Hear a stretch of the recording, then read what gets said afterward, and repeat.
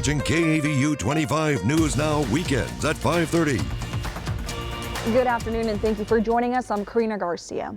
University of Houston Victoria President Bob Glenn had a medical episode during the first ceremony of UHV spring commencement Saturday morning at Faith Family Church. The provost took over the commencement ceremony after Glenn began feeling unwell. He was escorted out of the building by first responders and transported to the hospital.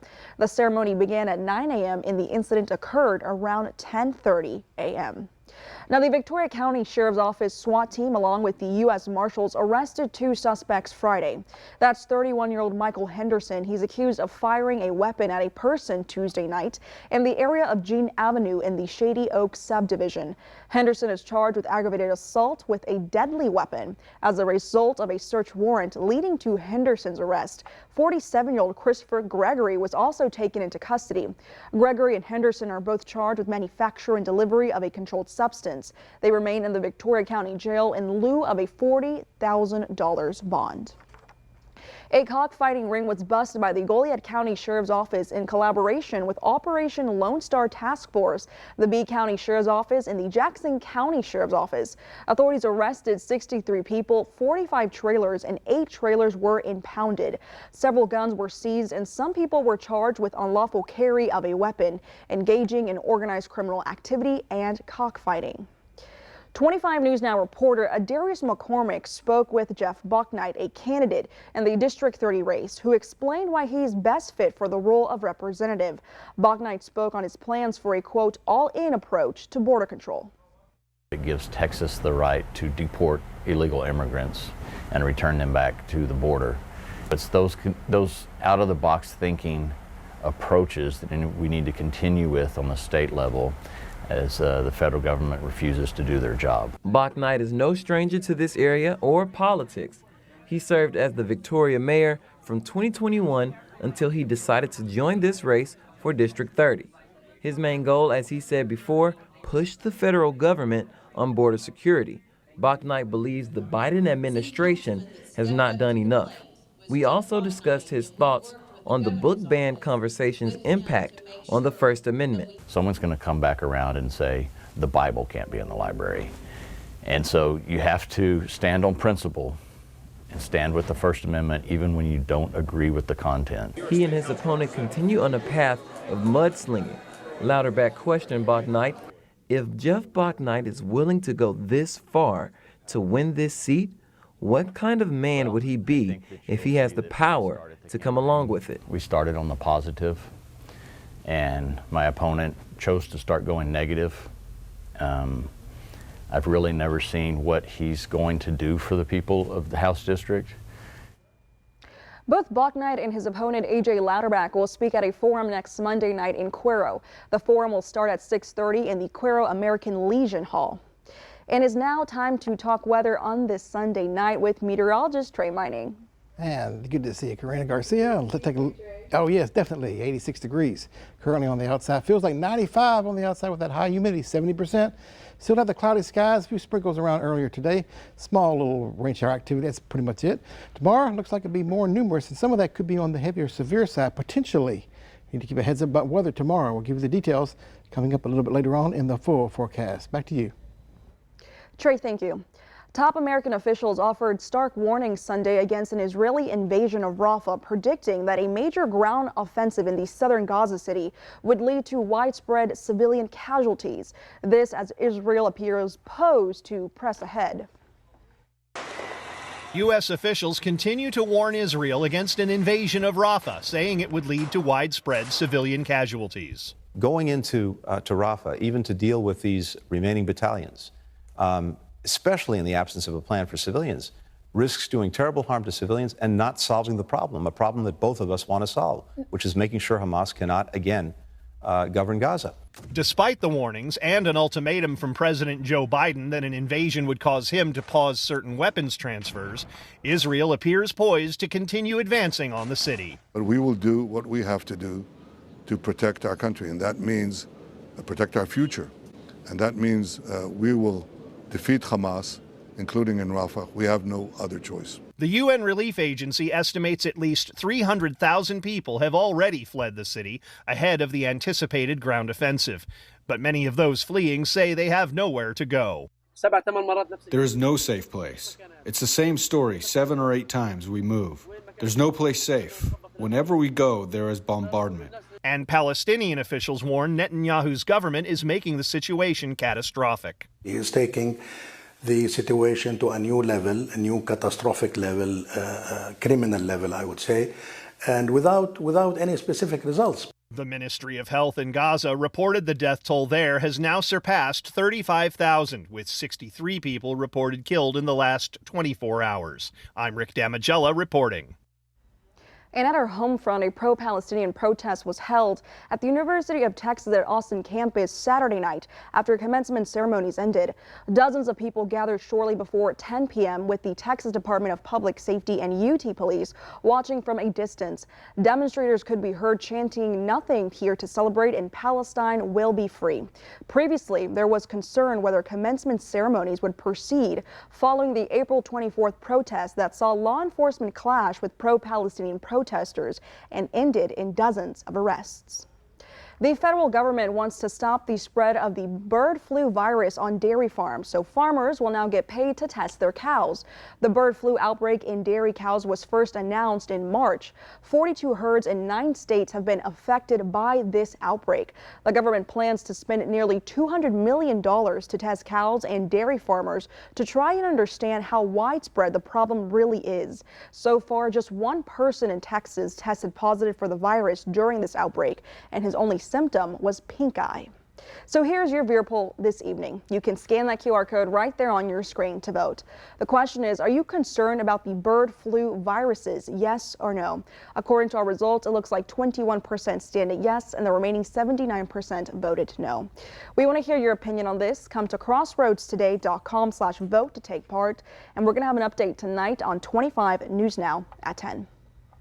Some school districts around the country are facing budget shortfalls and falling enrollment. That is expected to result in major teacher and staff layoffs in the coming academic year. Part of the problem, monies provided to school districts from the federal government during the pandemic are ending. That money must be spent by the end of September, meaning some school districts will have a budget hole. And it comes as enrollment figures are dropping and inflation remains a critical problem. The school district in Arlington, Texas plans to cut 275 positions at the end of this school year. Now, after 14 years of faithful service, the mayor of Cuero announces her retirement. Sarah Postmeyer will officially retire tomorrow. Postmeyer is proud of the progress the city has made over the years, but is now looking forward to retirement life and the benefits it will bring. I'm looking forward to not looking at looking at the calendar and seeing a blank space and not having 4 or 5 different things that I have to go to. So that'll be a different world. Cuero City Council member Emel Garza will take over the mayor's position once Sarah Postmeyer steps down. Postmeyer plans to continue to live in Cuero in her community. Alrighty, grab your cell phone and scan this QR code. This is our quick response code to download the Crossroads Today app. Watch us anytime, anywhere, and get breaking news alerts and vote in our daily viewer polls. Learn all about our ongoing contests and submit news tips, videos, and photos. And stay with us. Coming up on 25 News Now at 5:30, we follow Trump as he hits the campaign trail. Cloudy skies once again across the Crossroads region. A few little light showers there near Hallettsville and Gonzales this hour, up and north of I-10. Better rain chances tomorrow as a weak front gets closer to the Crossroads and moves on through. Could be some severe weather with that, potentially. We'll take a look at the risk coming up.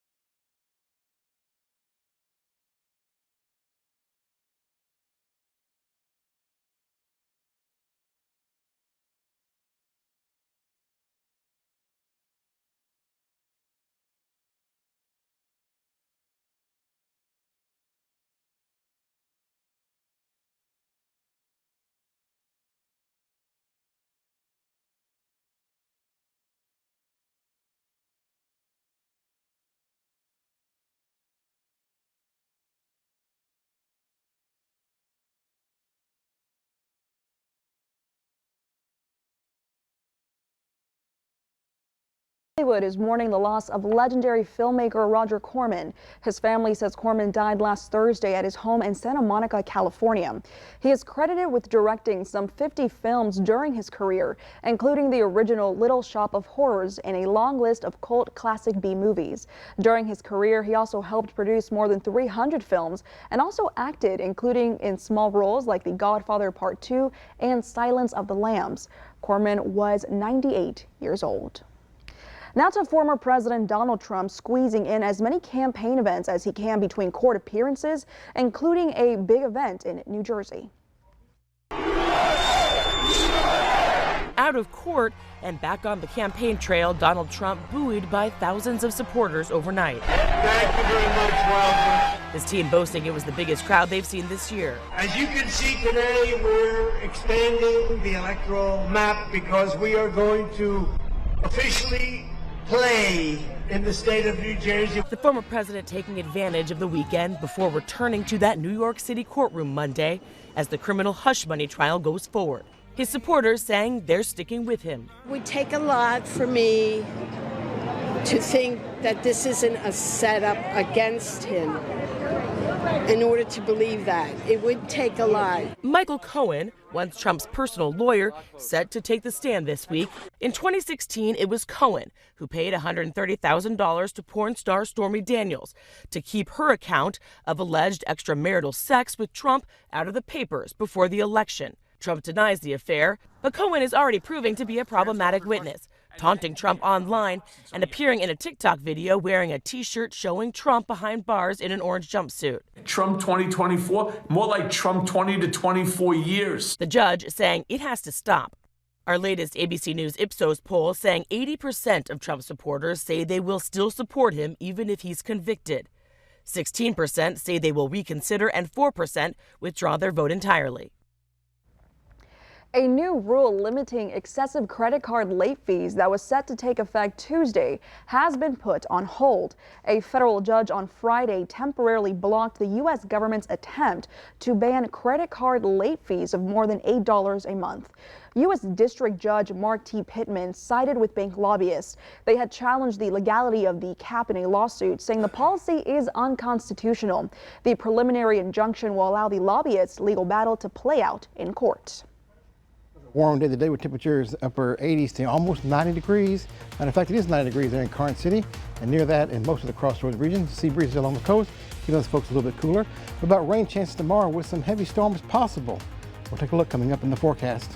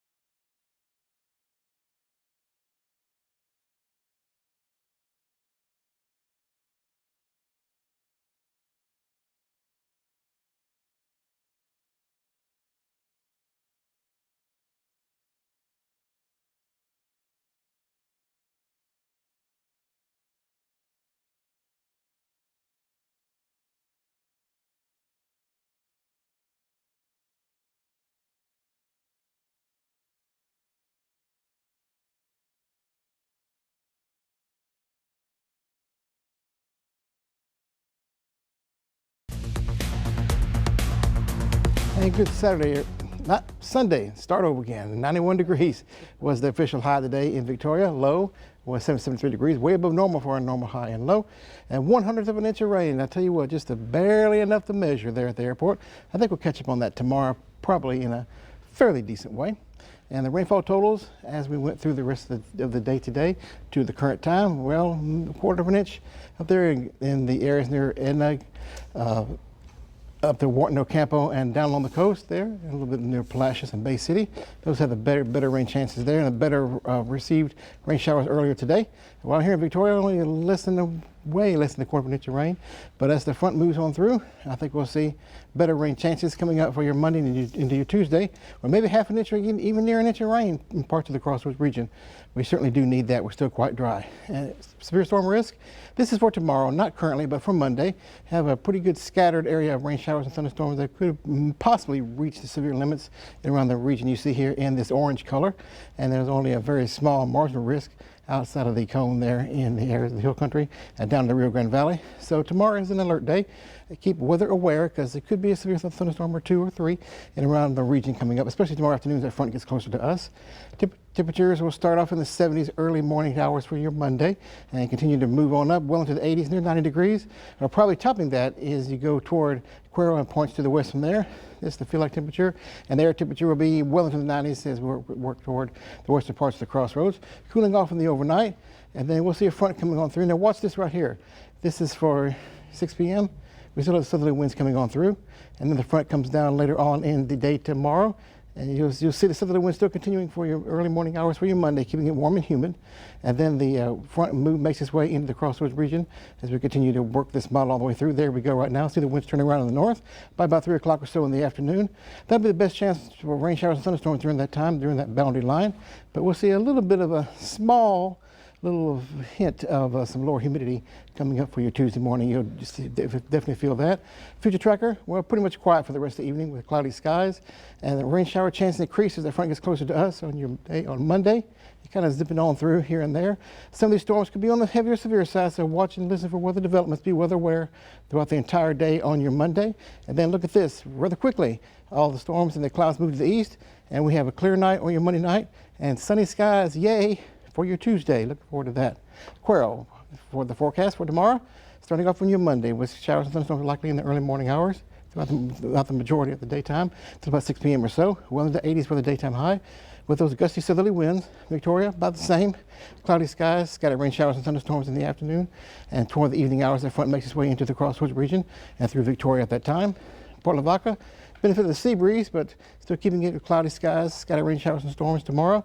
Be weather aware tomorrow. There are chances of severe weather, if any, probably about 1 o'clock to about 5 or 6 in the evening as that front pushes through at that time. We'll keep tomorrow an alert day for the rain shower and thunderstorm chance. It could be severe, possibly. Nice for Tuesday, Wednesday, seeing some sunshine. Another rain chance on your Thursday, and maybe again by the weekend. Highs near 90, lows in the 70s. Take a look at this. This is the QR code. What you need to do is get your smartphone, scan the code. You see right there, they take you to a web page. You can download our app. News, weather, and sports at your fingertips. Very easy, convenient, and it's free of charge to be connected with us. Here is Zach with sports. Thank you, Trey. The Houston Astros trying to take their series against the Tigers. I'll have that in sports.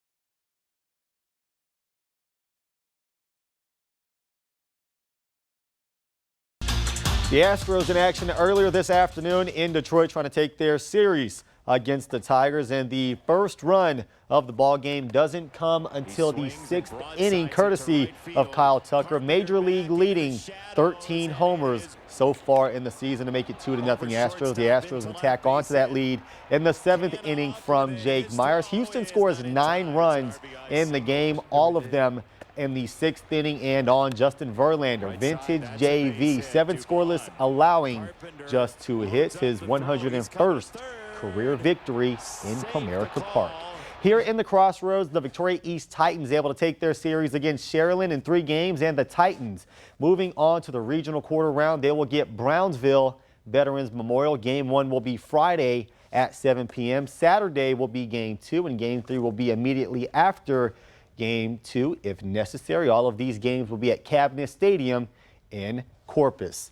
Another series that's going to happen right here in Victoria, the Shiner Comanches and Ganado Indians. Ganado just knocked off Refugio, so these 2 district rivals will go at it. These games will be here in Victoria at Riverside Stadium. That series begins Friday afternoon. We have 2 state champions in the Crossroads, both in the same county. These are the ladies from Hallettsville Sacred Heart. The Lady Indians are the TAP softball champions. When they returned back from Waco, they were greeted with a celebration. And the other team in Lavaca County, Shiner St. Paul. This video taken from the Facebook page of Texas High School Baseball. This is after the final out of the state championship game. They too were greeted well whenever they returned to Shiner with a citywide celebration. Congrats to Hallettsville Sacred Heart and Shiner St. Paul on both of them bringing back some state championships to the Crossroads. In the Eastern Conference semis, the Indiana Pacers and New York Knicks hit the hardwood. Knicks up 2-1, but the Pacers made sure not to go down 3-1. Indiana throttles the Knicks. Final score 121-89. The series now tied at 2 games apiece. The Pacers had 6 players in double-digit scoring. The Knicks just 3. And for those teams not fortunate enough to be in the postseason, well, we had the NBA lottery today. The #1 overall pick is going to Trae Young and the Atlanta Hawks. #2, the Washington Wizards. The Rockets get the 3rd. The Spurs are picking #4. That's it for your sports. Karina, back to you. Thanks, Zach, and stay with us. Coming up, we celebrate all mothers around the world with a little history lesson.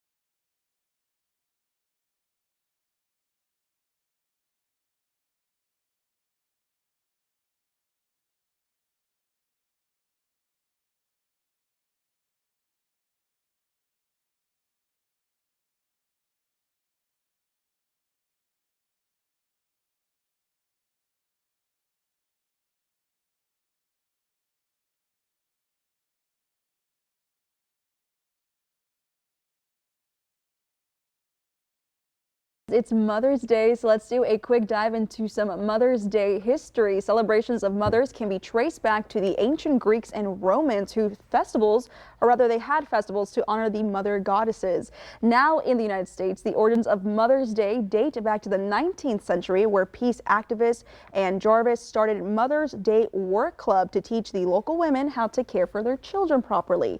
From there, the movement turned into Mother's Friendship Day to help former Union and Confederate soldiers reconcile their grievances, and here we are today celebrating our mommies. Exactly. Where would we be without our mothers? I know. Y'all called y'all's people today, right? Funny I'm you stopping mentioned by that. after Okay. the newscast. There we go. I have not. That's it's on the schedule after we You get out better of do here. this immediately Well, I after this woke up, newscast. came straight here, and I've been busy since. Oh my goodness. Well, what about this weather? Because it's a little gloomy out there. It is still that Outcast? cloud cover. Yeah. Definitely on the outside. That'll be again tomorrow. There is alert day for you Monday because there could be some severe weather around the region. Be weather aware. We'll keep you informed. After that, sunshine Tuesday and Wednesday? Can't believe it. Yes, it's going to be here. Highs near 90.